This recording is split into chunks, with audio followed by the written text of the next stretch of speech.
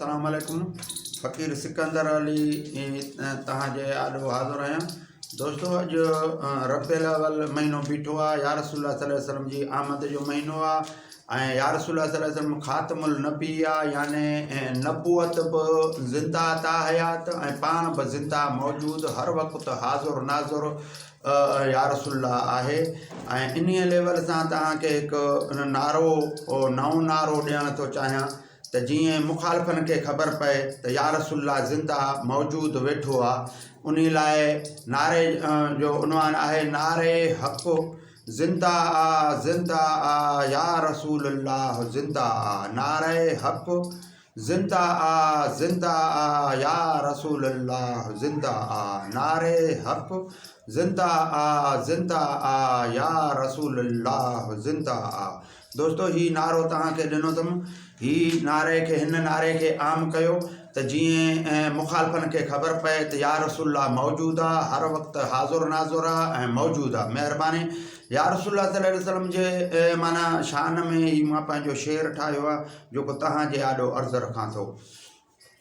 जंहिं नबी जे करे अर्श फ़र्श लोहे कलम, जंहिं नबी जे करे अर्श फ़र्श लोहे कलम, सिज चंड कहकशां ही सॼी काइनात ठहणु लॻे, तंहिं नबीअ खे नूर चवणु मुंहिंजो हक़ थो लॻे।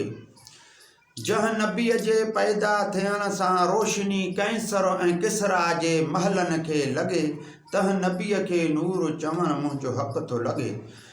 जंहिं नबीअ जे करे दाई हलीमा जी इज़त वधे, उहा ॾुबरी सुवारी अॻ खां अॻिरी थी अॻु कढणु लॻे, तंहिं नबीअ खे नूर चवणु मुंहिंजो हक़ थो लॻे। जंहिं नबीअ ते मखु न वेही सघे, जंहिं नबीअ ते मखु न वेही सघे, जंहिं नबीअ जे पघर मां ख़ुशबू लॻे, तंहिं नबीअ खे नूर चवणु मुंहिंजो हक़ थो लॻे। जंहिं नबीअ ते ककरनि जी छांव लॻे, जंहिं नबीअ ते ककरनि जी छांव लॻे, जंहिं नबीअ जी अंगूर चंड खे चीरे छॾे, तंहिं नबीअ खे नूर चवणु मुंहिंजो हक़ थो लॻे। जंहिं नबीअ जी सुकर बकरीअ फंडीअ बकरीअ खे हथ मुबारक लॻे, उहा सुकर बकरी खीरु ॾियणु लॻे, तंहिं नबीअ खे नूर चवणु मुंहिंजो हक़ थो लॻे। कंहिं जंग में कंहिं सहाबीअ जो तीर सां तारो निकिरे, जंहिं नबीअ जे लुआब मुबारक सां अख थी लॻे, तंहिं नबीअ खे नूर चवणु मुंहिंजो हक़ थो लॻे। कंहिं बयाबान में सफ़र दौरान पाणी खुटी पवे, जंहिं नबीअ खे खलीअ मां हिकु ढुक पाणी मिले, जंहिं नबीअ जे हथ मुबारक लॻ सां वाहुल थी वहणु लॻे, तंहिं नबीअ खे नूर चवणु मुंहिंजो हक़ थो लॻे।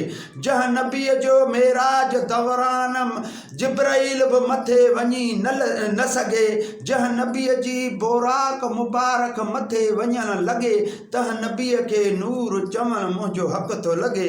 जंहिं नबीअ जे 18 साल गॾु जंहिं नबीअ जी 18 साल अलाह सां गॾु रहे, जंहिं नबीअ जी महफ़िल रब सां ख़ुदि लॻे रूबरू लॻे, फ़कीर सिकंदर अली चए, तंहिं नबीअ खे नूर चवणु मुंहिंजो हक़ थो लॻे।